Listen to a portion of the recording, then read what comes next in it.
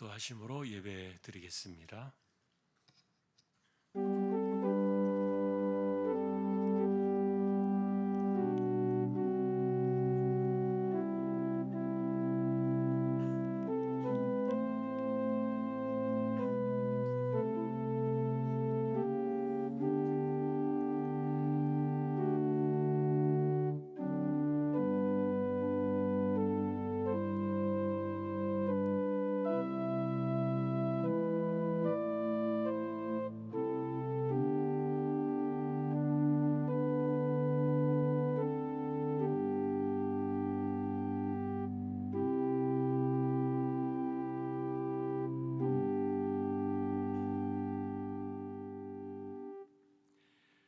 너희 말을 항상 은혜 가운데서 소금으로 맛을 냄과 같이 하라. 그리하면 각 사람에게 마땅히 대답할 것을 알리라.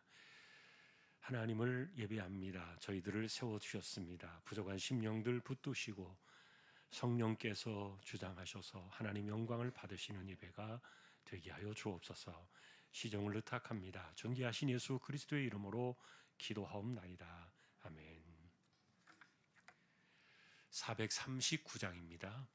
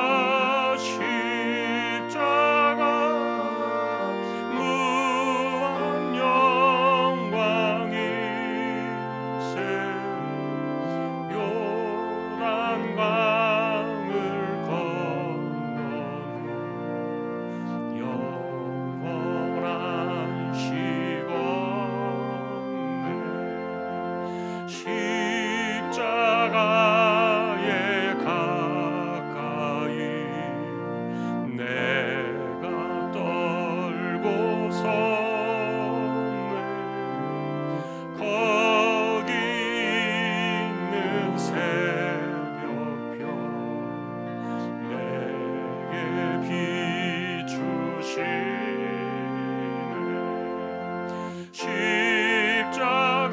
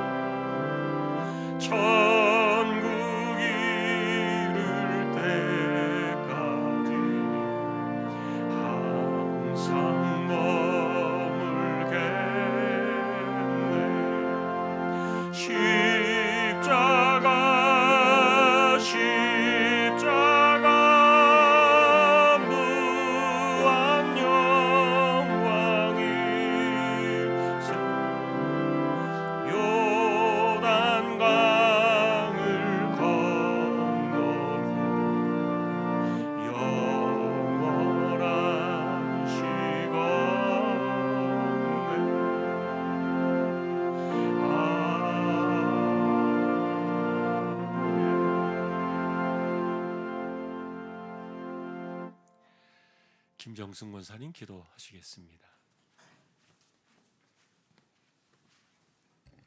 사랑과 은혜가 풍성하신 하나님 아버지 감사합니다. 이 시간에도 수요 예배를 기억하게 하시고 또한 아버지 하나님 모든 여건들을 우리에게 허락하여 주셔서 이곳에 와서 함께 주님께 예배를 드릴 수 있는 은혜를 더하여 주셔서 감사합니다. 하나님 우리의 삶을 통하여서 하나님의 백성으로서 말씀을 통하여서 말씀으로 인하여서 말씀대로 행하고 순종하지 못한 것들을 고백하오니 이 시간 용서하여 주시고 먼저 남을 나보다 낮게 여기지 못하였던 것들 또 말로 상처를 주었던 것들 아버지 하나님 또 나의 아집과 고집으로 행하였던 것들까지도 고백하오니 우리를 불쌍히 여겨주시고 하나님 아버지 26년도에는 더욱더 말로 또한 아버지 하나님 말씀에 순종하고 행함으로 나아가는 우리의 삶이 될 수 있도록 도와주시고 인도하여 주시옵소서. 하나님 아버지 내일부터 있을 청소년부 수련회를 위해서 기도합니다. 우리 자녀들이 참여하는 우리 모든 자녀들이 은혜 가운데 안전하게 지켜주시고 또한 아버지 하나님 말씀과 교제를 통하여서 그리스도의 사랑과 또한 아버지 하나님 말씀을 더욱더 깊이 묵상하고 또 알아가는 데에 연약함이 없게 하여 주시고 아버지 하나님 하나님이 맡겨주신 모든 우리 자녀들에게 말씀을 아버지 하나님 가르치고 또 기도를 함께하는 우리 모두 세워진 사역자들에게도 주님이 은혜와 능력으로 세워주셔서 연약함이 없도록 도와주시고 인도하여 주시옵소서. 우리 자녀들 이번 수련회가 일평생에 가장 기억에 남는 수련회가 되게 하여 주시고 믿음으로 방향을 잡아 아버지 하나님 행함으로 또 나아가는 데에 부족함이 없게 하여 주시고 인격적으로 예수님을 꼭 만나서 시간을 아끼는 그러한 삶이 될 수 있도록 도와주시고 인도하여 주시옵소서. 하나님 15일부터 있을 16일부터 있을 또한 아버지 캄보디아 선교를 위해서 기도합니다. 하나님 사람들은 어렵고 또한 아버지 하나님 무서운 곳이라고 생각할지라도 하나님의 복음을 들고 출발하는 22명의 우리 대원들을 기억하여 주시고 그곳에 가서 또한 아버지 하나님 구제하는 사역에 함께 동참할 때 선교사님과 동행하여 주시고 함께하는 대원들이 정말 전심으로 아버지 하나님의 이름을 걸고 구제하는 데에 함께 동행할 수 있도록 인도하여 주시옵소서. 하나님 오고 가는 길을 지켜주시고 또 어느 누구도 연약함이 없도록 인도하여 주시길 소망합니다. 이 시간에 또한 아버지 하나님 단위에 우리 목사님을 세워주셔서 감사합니다. 호세아 8장을 통하여서 말씀을 선포하실 터인데 하나님 그 성령 충만하심으로 인도하여 주시고 그 말씀들을 선포하실 때에 부족함이 없도록 인도하시며 사역을 맡겨주신 그 모든 사역 이외에 하나님 은혜로 잘 감당할 수 있도록 도와주시고 피곤하지 않도록 인도하여 주시옵소서. 하나님 아버지 또한 우리들은 육신의 연약함을 안고 있는 자들을 위해서 기도하며 나아갑니다. 하나님 고통하는 그 고통을 들으시고 탄원의 기도를 들어주시며 고통 이후에 주실 은혜를 기대하며 잘 견디고 이길 수 있도록 도와주시고 인도하여 주시기 소망합니다. 아버지 하나님 우리는 또한 아버지 26년도에 복음으로 세상과 대화하라는 표를 가지고 하나님 1년을 살기를 소망합니다. 입술로부터 은혜를 더하여 주시고 입술로 인하여서 죄를 짓지 않게 하여 주시고 말로 생명을 세우며 또한 아버지 하나님 악한 말들을 행하지 아니하도록 도와주시고 아버지 하나님 서로를 세우며 하나님께서 주시는 은혜로 26년도를 잘 살아갈 수 있도록 도와주시고 인도하여 주시옵소서. 하나님 아버지 말씀을 듣고 또한 아버지 하나님 우리는 이 시간에도 말씀을 잘 듣기를 원합니다. 마음을 열어주시고 귀를 열어주셔서 아버지 하나님 말씀에 집중하게 하여 주시고 듣는 그 말씀을 또한 아버지 우리는 가정이나 세상에 속하여서 삶을 살아갈 때에 행동으로 드러내는 우리의 삶이 될 수 있도록 도와주시고 인도하여 주시옵소서. 오늘도 우리와 함께하여 주실 것을 믿고 감사를 드리며 예수님의 이름으로 기도드립니다. 아멘.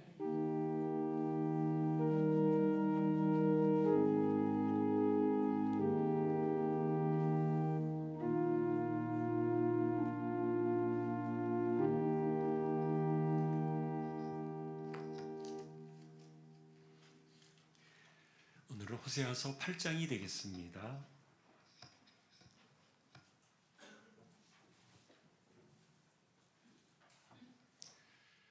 호세아 8장 찾으셔서 한 절씩 교독하겠습니다. 호세아 8장입니다. 나팔을 내 입에 댈지어다. 원수가 독수리처럼 여호와의 집에 덮치리니 이는 그들이 내 언약을 어기며 내 율법을 범함이로다.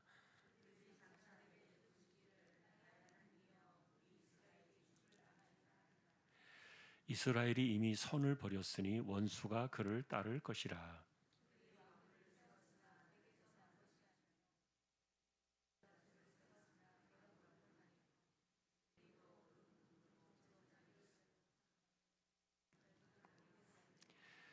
사마리아여, 내 송아지는 버려졌느니라. 내 진노가 무리를 향하여 타오르나니 그들이 어느 때에야 무죄하겠느냐.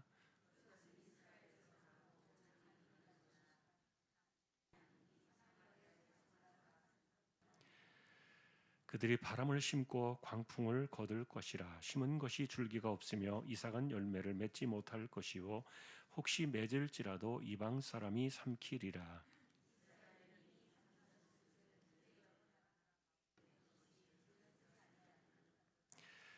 그들이 홀로 떨어진 들나귀처럼 아수르로 갔고 에브라임이 값주고 사랑하는 자들을 얻었도다.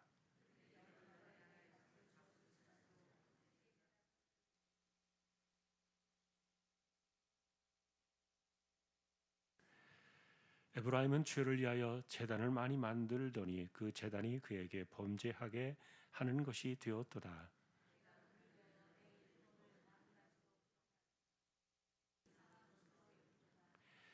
그들이 내게 고기를 제물로 드리고 먹을지라도 여호와는 그것을 기뻐하지 아니하고 이제 그들의 죄악을 기억하여 그 죄를 벌하리니 그들은 애굽으로 다시 가리라.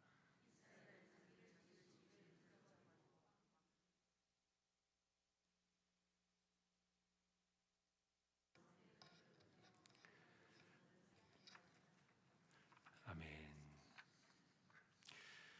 교회 소식입니다. 내일부터 토요일까지 청소년부 수련회가 진행됩니다.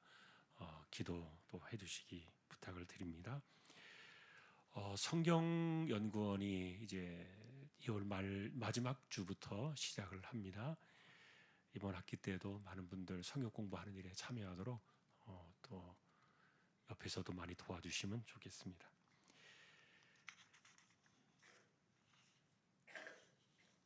다른 소식들은 주보를 보아주시면 되겠습니다.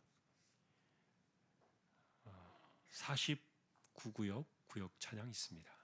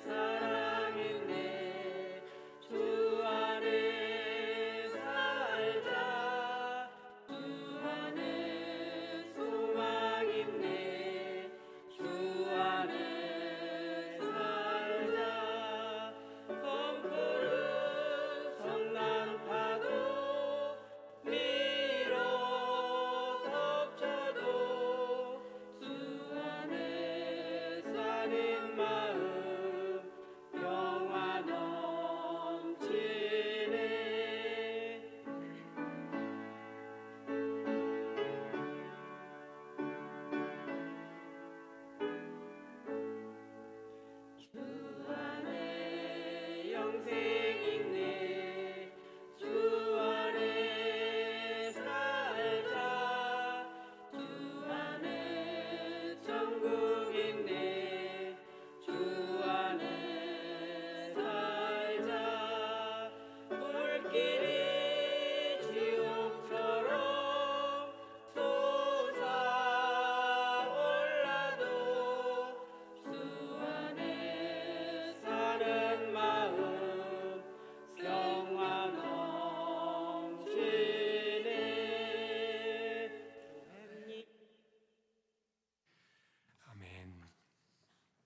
하나님 감사합니다. 49구역을 세워주셨습니다. 26년도에도 지켜주시고 은혜 가운데 든든히 서가는 올 한 해 되게 하여 주십시오. 말씀 앞에 섭니다. 부족한 종과 저희 모두를 붙들어 주시기를 소망하오며 존귀하신 예수님의 이름으로 기도합니다. 아멘.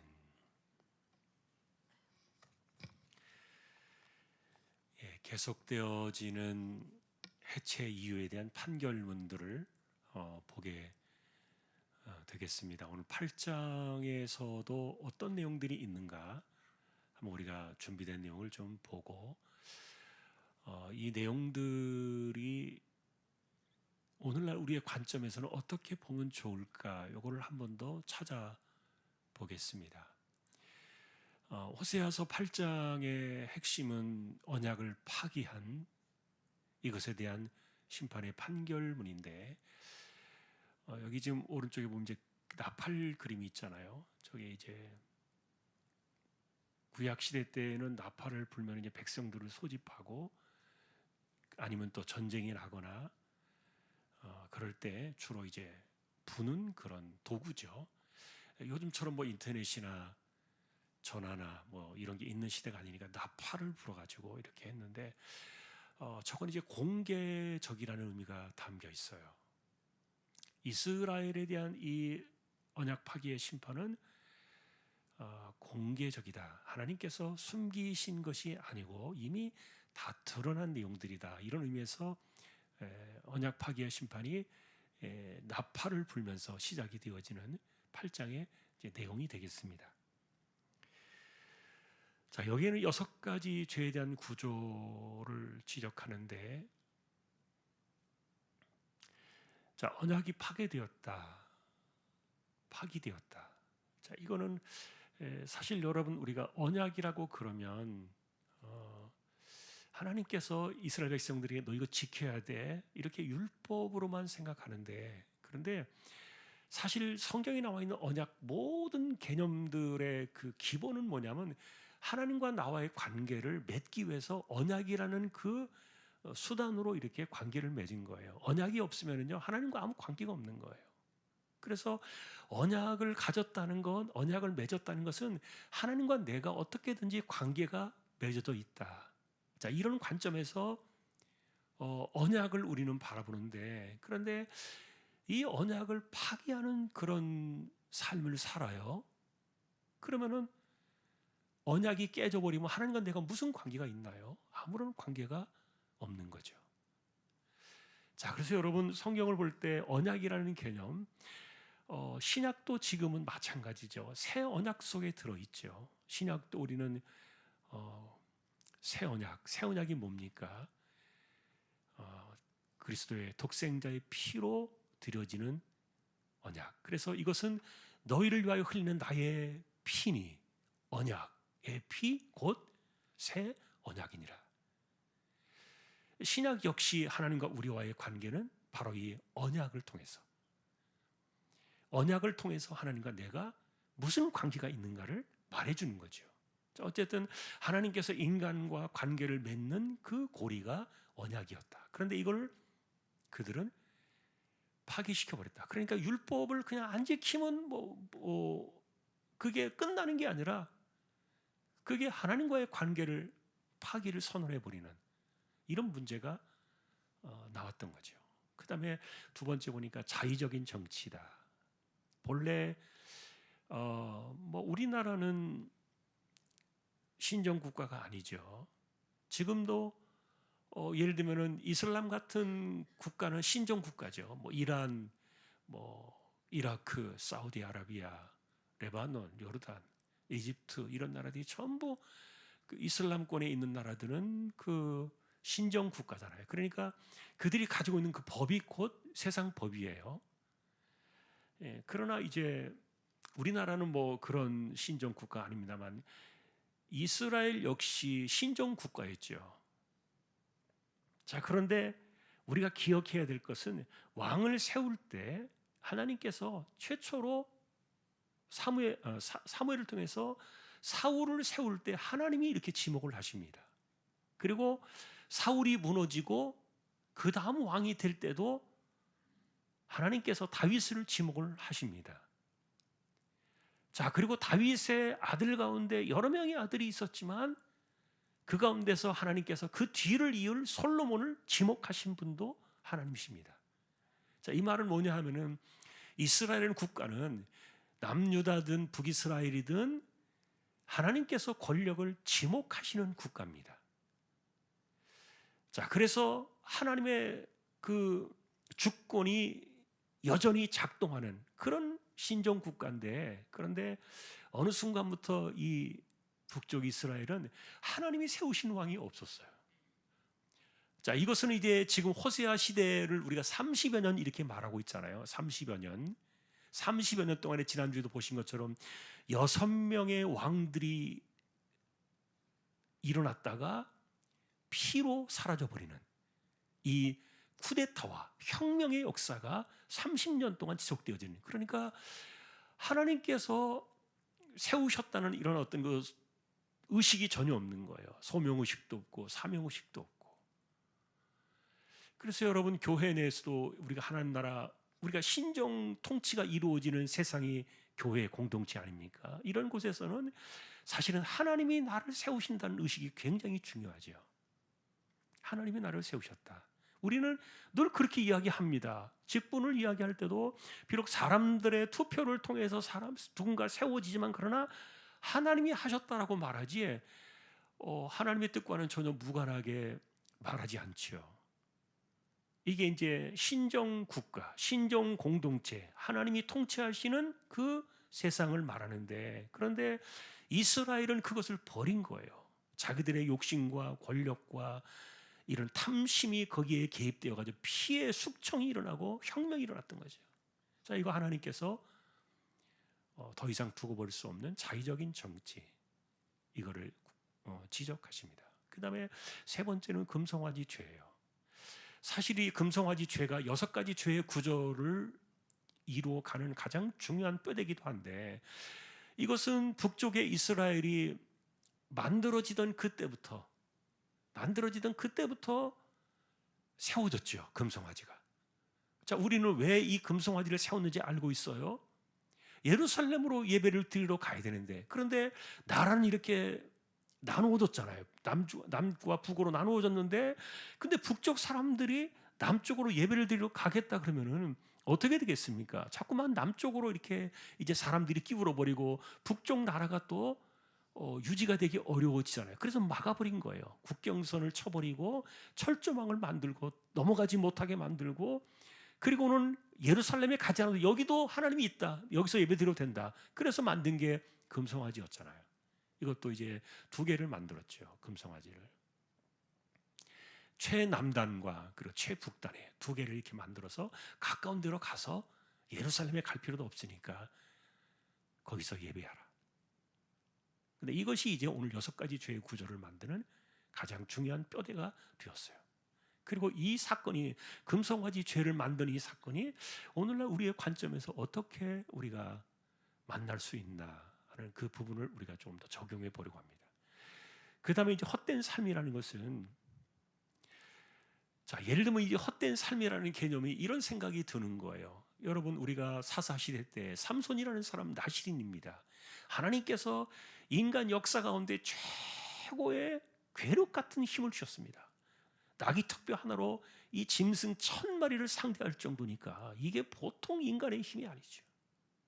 그런데 삼손이 하나님께서 금하신 자신의 머리카락의 그 비밀을 여자에게 알려주고, 그 들릴라가 그 머리털을 다 밀어가지고 삼손이 잠에서 깼을 때 머리털이 밀렸는데 그것도 알지 못한 채 적들이 왔다 그러니까 삼손이 일어나서 내가 예전처럼 힘을 떨치려고서 딱 힘을 주었는데 아무것도 없는 거예요. 이미 머리가 잘려져 나갔어요.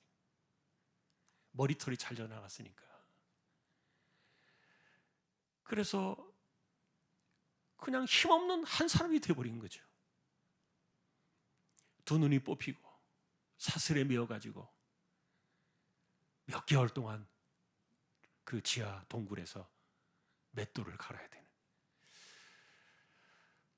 이스라엘의 지금 이 헛된 삶에 대한 구조가 딱 그와 같은 거예요. 하나님 버렸어요. 언약을 파기해 버렸어요. 그리고 하나님의 주권을 저버린 자의적인 정치가 실행되고 있었어요. 그리고 이미 하나님을 금송아지로 대체해 버렸어요. 그 어디에서 그들의 삶을 지탱해주고 어디에서 그들에게 삶의 열매를 줄 수 있겠습니까? 그러니까 이 헛된 삶이라는 이 개념은 그 당시에 이 모습을 딱 보니까 삼손이 머리털이 다 밀리고 난 다음에 내가 일어나서 예전처럼 힘을 떨치리라, 그런데 아무것도 없는 이런 모습과 똑같은 거예요. 그들을 지탱해주고 열매를 내줄 하나님이 계시지 않았기 때문에. 자, 그 다음에 이런 식이 되다 보니까 다섯 번째 뭡니까? 아수르를 쫓아간 거예요. 돈을 갖다 바치고 있는 거 없는 거 끌어다가 아수르에게 도와주세요, 도와주세요. 그래서 아주 비굴하게 맹종적으로 아수르를 의존하면서 그랬는데, 그런데 결국은 누구에게 먹혔습니까? 호랑이 입에다가 자기 머리를 갖다 바친 것처럼 그 아수르에게 처참하게 뜯겨 죽고 말았죠. 자, 그 다음에 이제 여섯 번째는 형식적인 제사라는 거예요. 하나님 없는 예배라는 이것은 우리가 상징적으로 굉장히 중요한 표현인데요. 자, 우리는 이것을 갖다가 이 8장에서는 이렇게 설명하는 것을 볼 수 있어요. 자, 보통 우리가 하나님께 구약 시대로 제사를 드리려고 한다면, 그들이 제사 드리는 목적 중에 하나가 뭐냐면은 하나님께로 나아가기 위해서 죄 사함을 얻는 거예요. 죄를 씻고 그리고 하나님께로 나아가서 자신을 내어놓고 또 하나님의 도우심과 은혜를 받고 뭐 이런 것들이 이 제사인데, 그러니까 결국 이 제사의 핵심은 죄를 사함 받는 거거든요. 죄를 끊어내고. 그런데 하나님 없는 예배라는 이 말은 이 사람들이 죄 사함을 위해서 제사를 드리는 게 아니었어요. 자, 그 말은 뭐냐면은 형식적으로 제사를 드리는 것과 뒤로는 우리가 말하는 뒤로 뭐 호박씨를 깐다고 말하는 것처럼 뒤쪽에서는 전혀 다른 삶을 살아가면서 하나님 앞에 나와서만 이렇게 경건한 척, 눈물을 흘리는 척, 예배하는 척, 이렇게 형식적으로 제사를 드리니까. 그런데 문제는 그 제사를 드렸으니까 나는 이렇게 살아도 괜찮아, 나는 어떤 면죄부를 얻는 거예요. 이게 형식적인 제사였어요.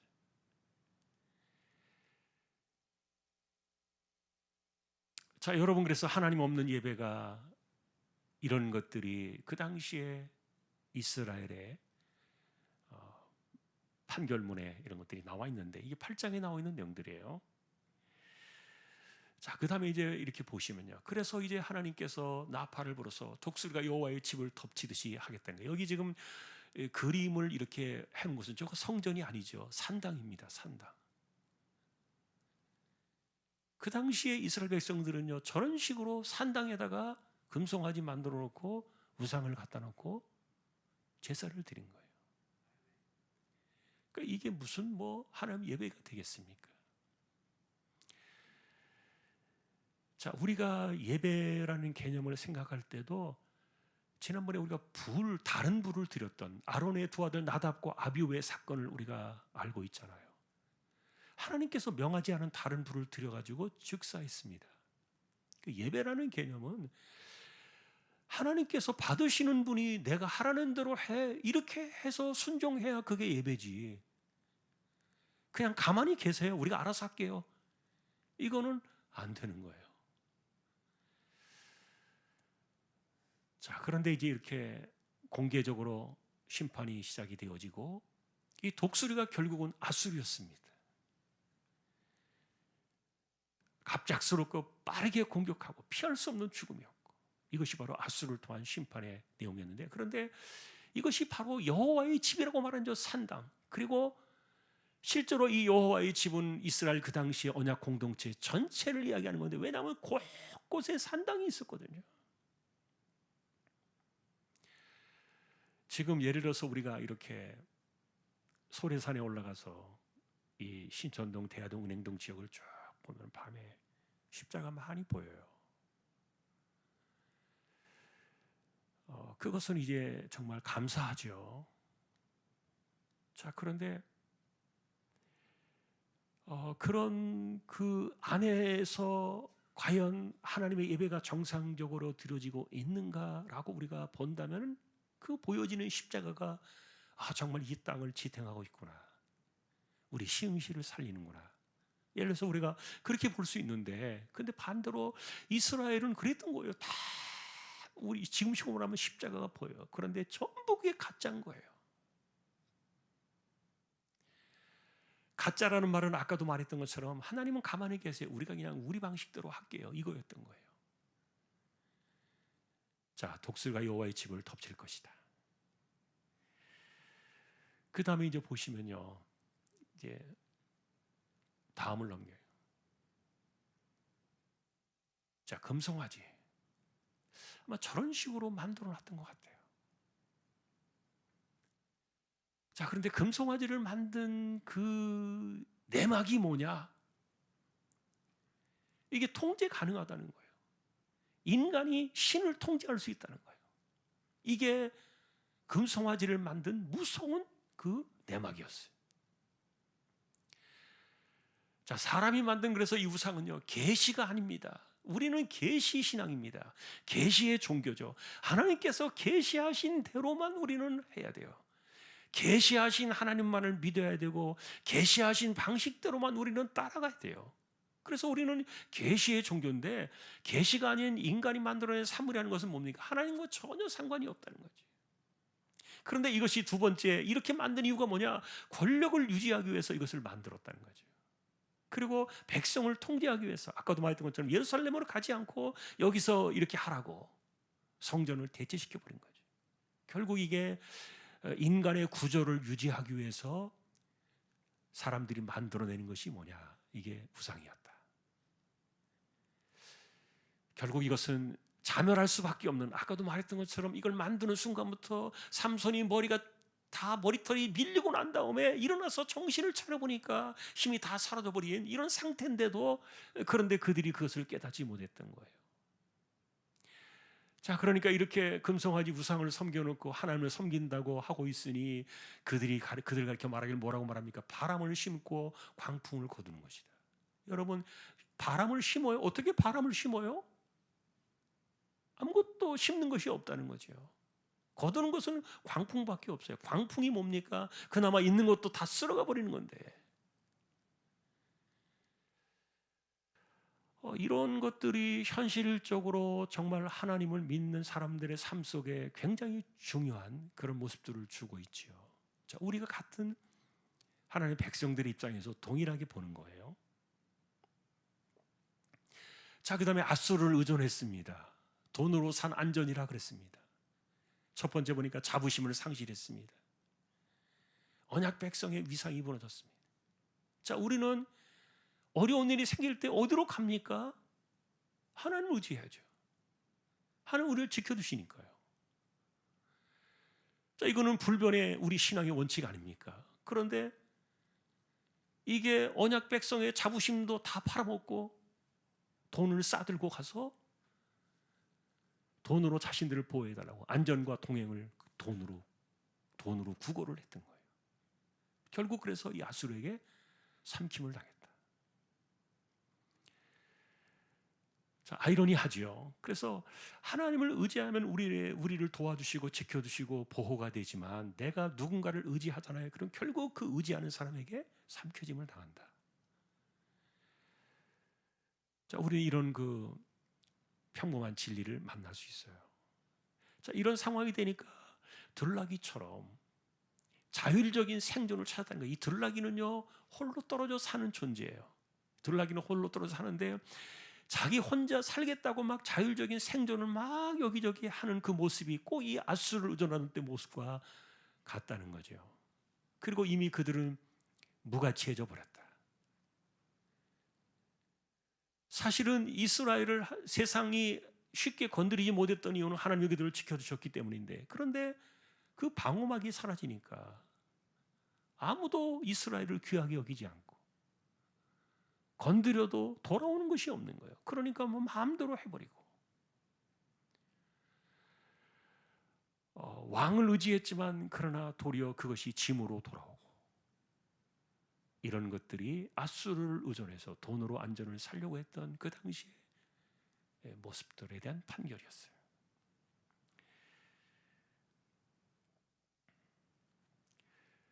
자, 그 다음에 신앙적인 실패를 봅시다. 아까도 말했던 것처럼 제단은 많았습니다. 그러나 하나님 계시지 않다. 자, 여기서 보시면 이제 죄 짓는 제단 이렇게 나오잖아요.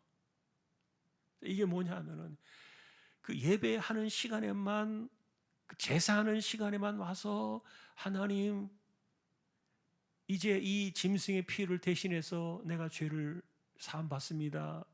그래서 그 죄 사함 받는 것이 면죄부가 되어 가지고 나는 이제 죄 사함 받았어. 그래 가지고 밖에 나가서 도리어 죄를 끊지 못하고 살아가는, 그러니까 교회당 예배당과 바깥의 삶이 완전히 이중적인, 이게 죄 짓는 제단의 모습이었어요.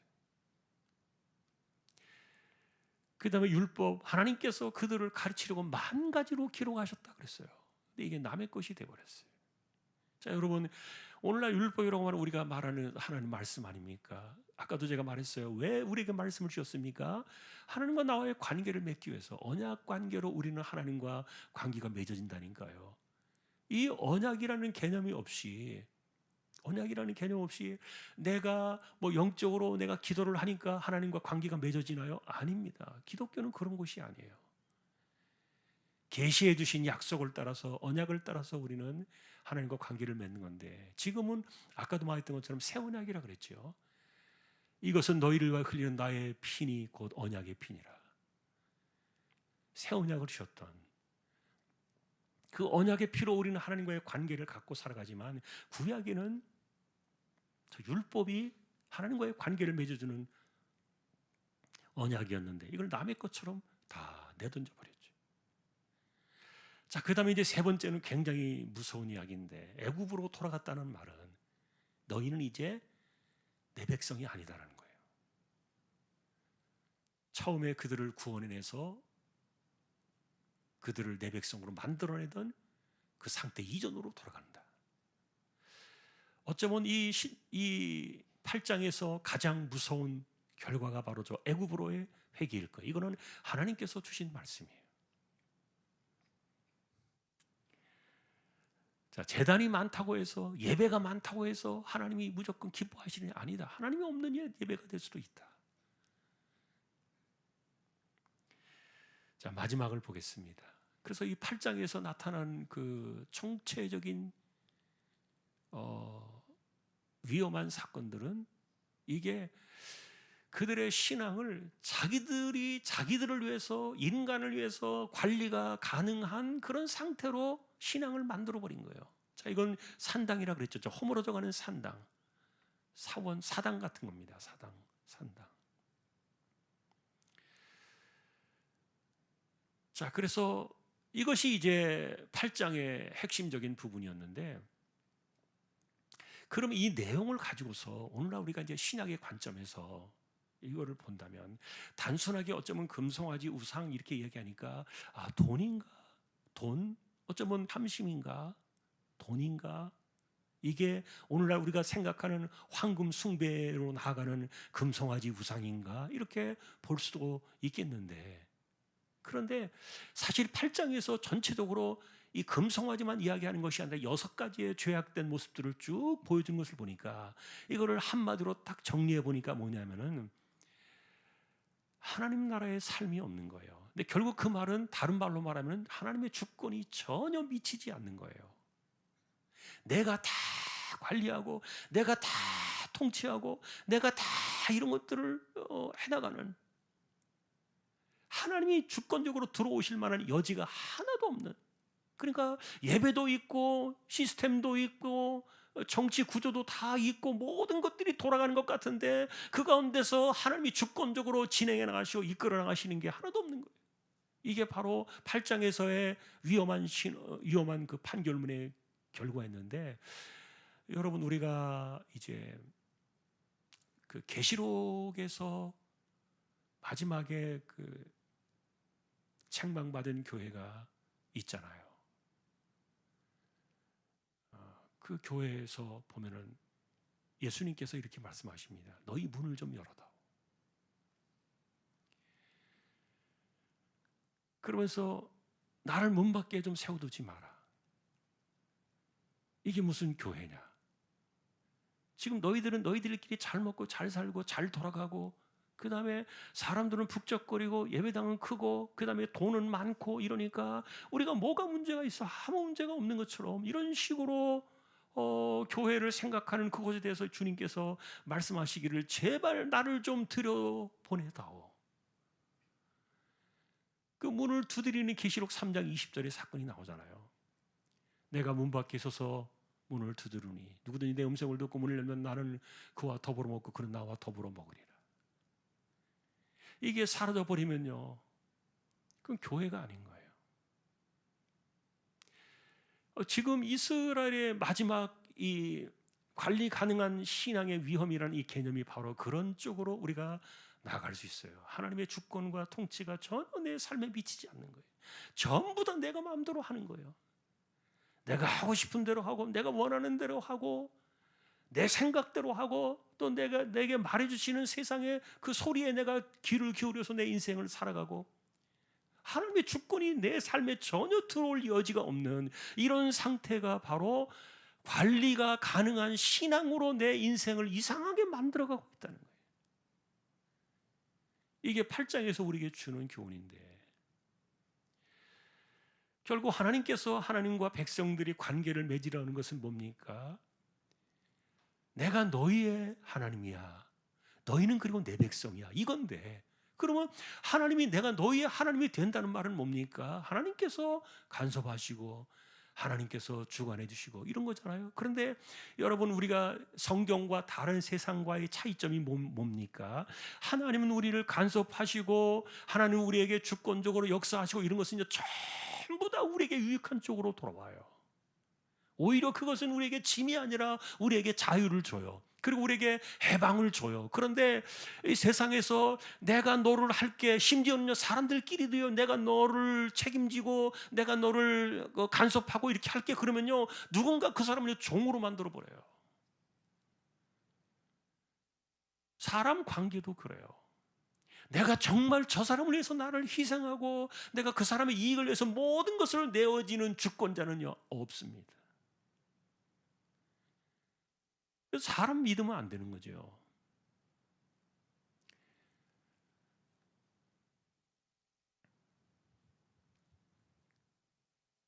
자, 여러분, 지금은 이제 죽었습니다만 이재록이가 만민중앙교회라고 말하는 그 이재록이 그 암으로 세상을 떠났어요. 작년에 옥살이를 하다가 암이 이렇게 좀 시한부 판정이 나오니까 그래서 석방을 시켰죠. 그래서 이제 그 병 때문에 세상을 떠났는데, 이 사람이 얼마나 사기를 쳐가지고 수많은 사람들을 고쳤다고 가짜를 만들어내고, 말도 되지 않는 자기 고향 무안 땅에 어떤 그 우물을 파가지고 그 물 가지고 무슨 신비의 만병통치의 물이라 그래가지고 얼마나 비싸게 팔아먹고, 심지어는 자기 그림 새겨진 손수건을 팔아가지고 이 손수건 아픈데 대고 있으면 낫는다 이래가지고 그 손수건도 막 팔고, 그리고 일 줄 아냐, 망한다, 구원 못 받는다, 막 이렇게 막 야단을 치고 협박하는 내용들을 보면서요,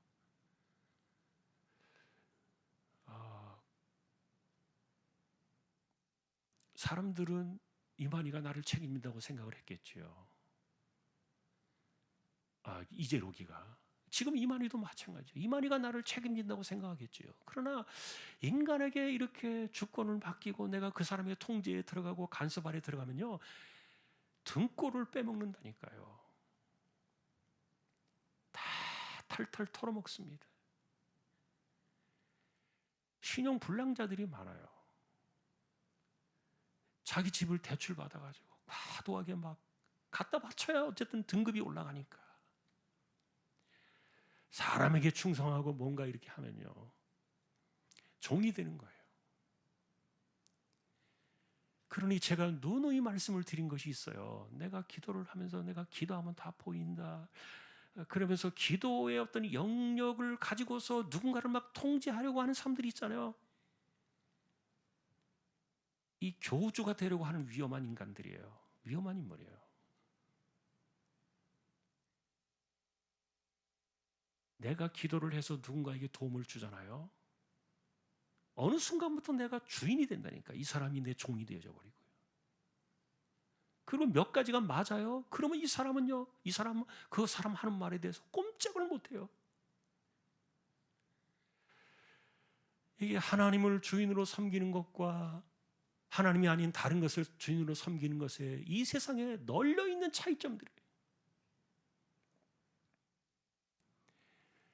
하나님께서 언약을 맺으시고 율법을 주시고 그 관계를 맺기 위해서 이렇게 하시는 것은요, 철저하게 그분은 내어주심의 은혜였어요. 주권이었어요. 그러니까 아들을 내어주셨고요. 세상에 이런 신이 어디 있냐고요.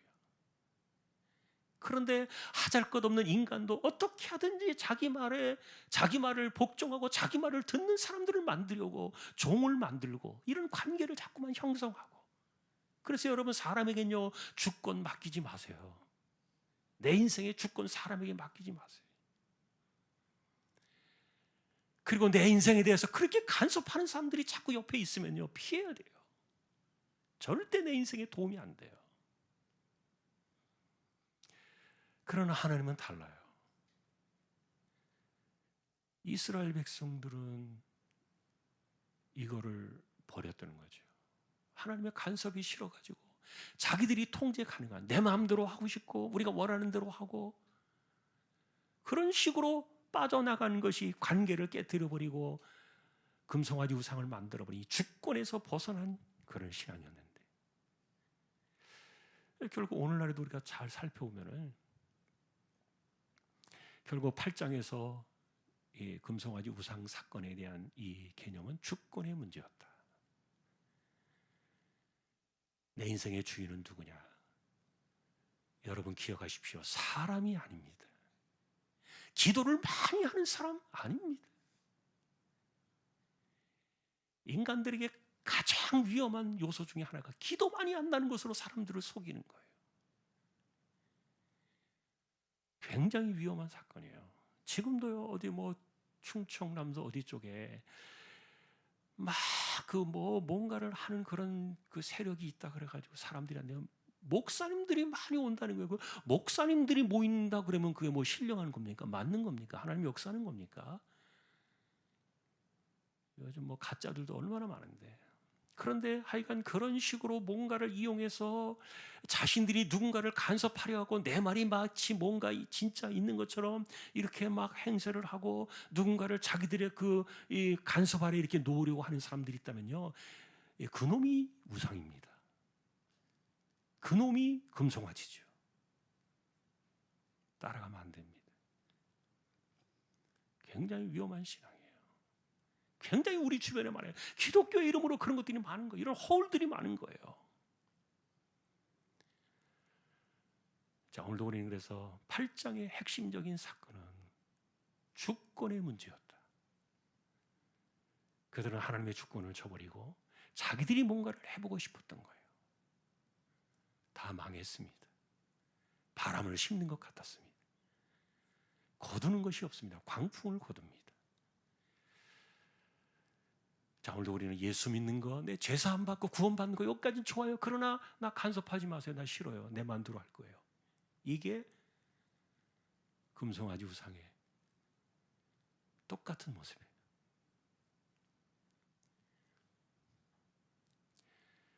그래놓고는 엉뚱한 데 가서 고개 조아리고 누구 말만 듣고 누가 옳다 그러고, 그것이 여러분 우리의 허점이에요. 올 한 해는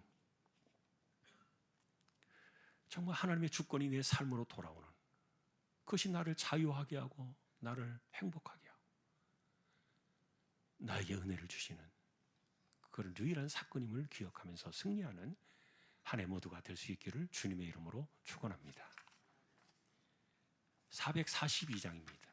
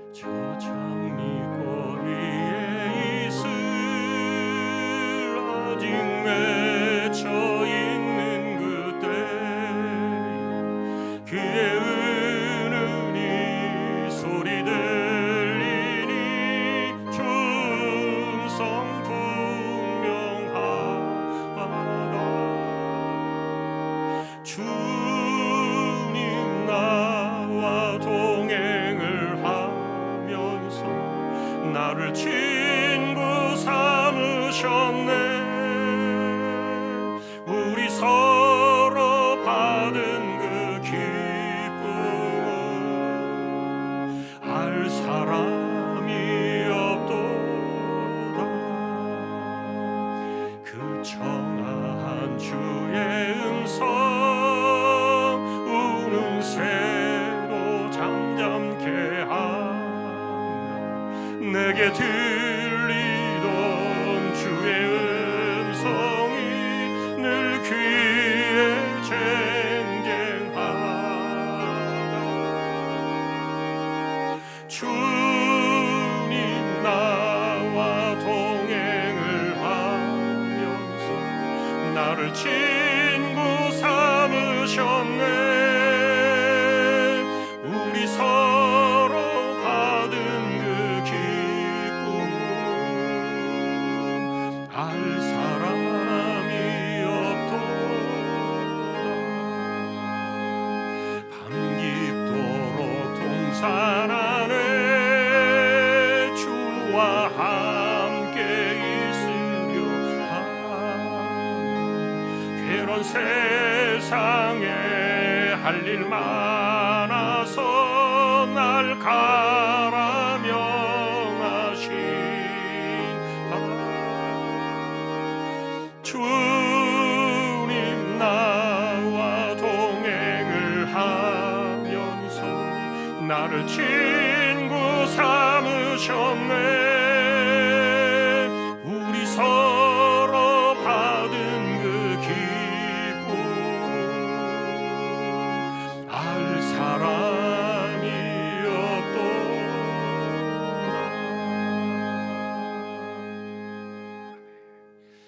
우리 함께 통성으로 기도를 드릴 때 이거는 8장의 핵심은 주권의 문제였습니다. 내 인생의 주인은 누구이신가? 예배를 아무리 많이 드려도 하나님의 주권을 인정하지 않는 삶은 헛된 것이었죠.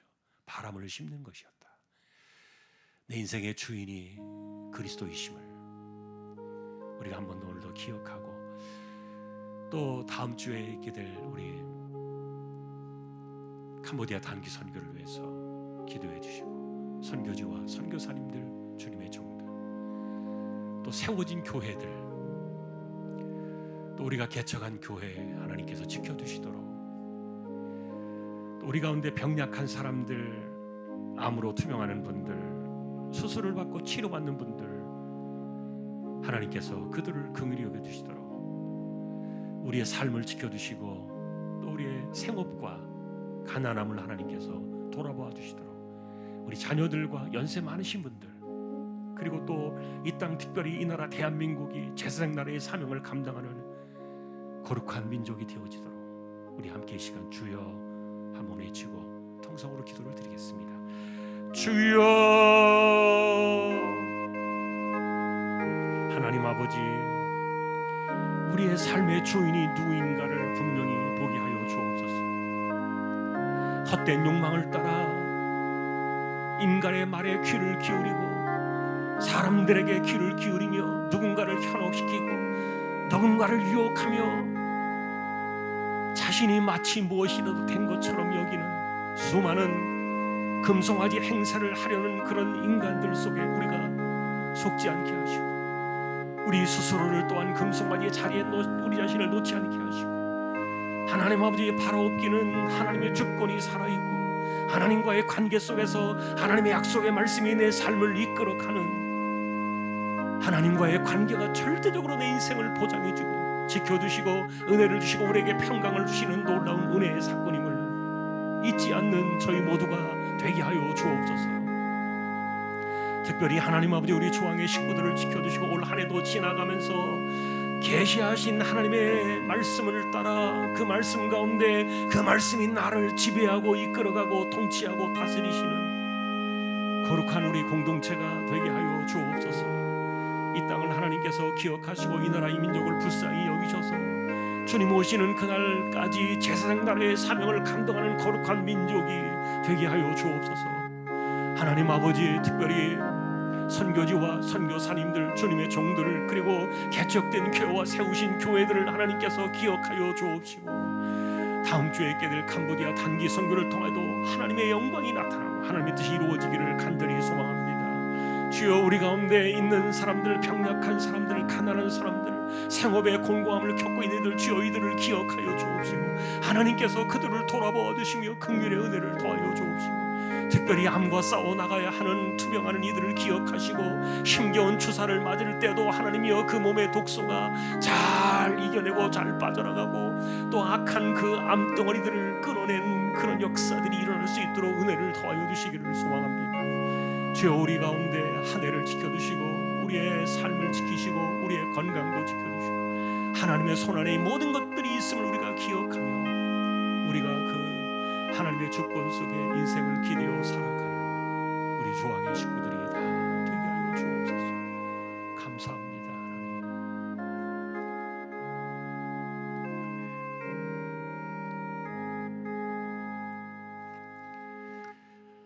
이정 집사님, 최태경 청년, 신비한 집사님, 조인성 청년, 김하솔 청년, 백형래 집사님, 조말순 집사님, 정정화 집사님, 연약한 이들과 그리고 암 치료 받기 위하여 수술 받고 항암 주사를 받는 이들, 하나님께서 그들을 돌아봐 주시고 긍휼히 여겨 주시기를 소망합니다. 가난한 사람들, 생업의 어려움을 겪고 있는 이들, 삶에 필요한 기도가 있는 이들, 주여 그들을 돌아봐 주시고 귀를 기울여 주시고 긍휼의 은혜를 더하여 주시기를 소망합니다. 우리 자녀들에게 인생의 길을 열어주시고 또한 우리 연세 많으신 병약한 노쇠한 몸들을 하나님께서 기억하여 주셔서 붙들어 주시고 총기를 지켜주시고 맑은 정신을 붙들어 주시고 삶을 살아가면서 하나님을 예배하며 살아가는 그 두 다리와 허리와 발걸음을 하나님께서 붙드시고 하나님 앞에 주어진 인생의 날들을 살아갈 수 있도록 역사하여 주옵소서. 선교지와 선교사님들, 주님의 종들, 또한 개척된 교회와 세우신 교회들을 돌아보아 주시고 하나님, 다음 주에 있게 될 캄보디아 단기 선교를 통해서도 하나님의 뜻이 이루어지기를 원합니다. 주여, 오늘도 공동체를 지켜주십시오. 우리 가운데 헛된 금송아지 노릇하는 사람들이 아무도 없게 하시고 또한 금송아지를 잘못 알고 따라가는 미련한 인생들이 아무도 없게 하시고 오직 하나님의 주권에만 인생을 기대어 그 안에서 자유를 누리며 그 안에서 진정한 평안을 누리며 그 안에서 진정한 은혜를 받으며 하나님 안에서만 우리의 삶이 하나님의 주인 되심과 주권 아래 우리의 삶을 드릴 때 이것만이 최고의 우리의 복임을 기억하며 믿음으로 살아가는 저희가 되기를 예수님의 이름으로 간절히 기도하오며 다시 오실 우리 주님 예수 그리스도의 은혜와 하나님 아버지의 사랑과 성령님의 감화, 감동, 위로, 인도, 교통, 충만하심이 하나님의 주권에 기대어 인생을 행복하게 살아가기를 원하는 우리 모든 심령들, 주왕의 가족들 위해 이제로부터 26년 한 해가 다 가기까지 함께 있을지어다. 아멘.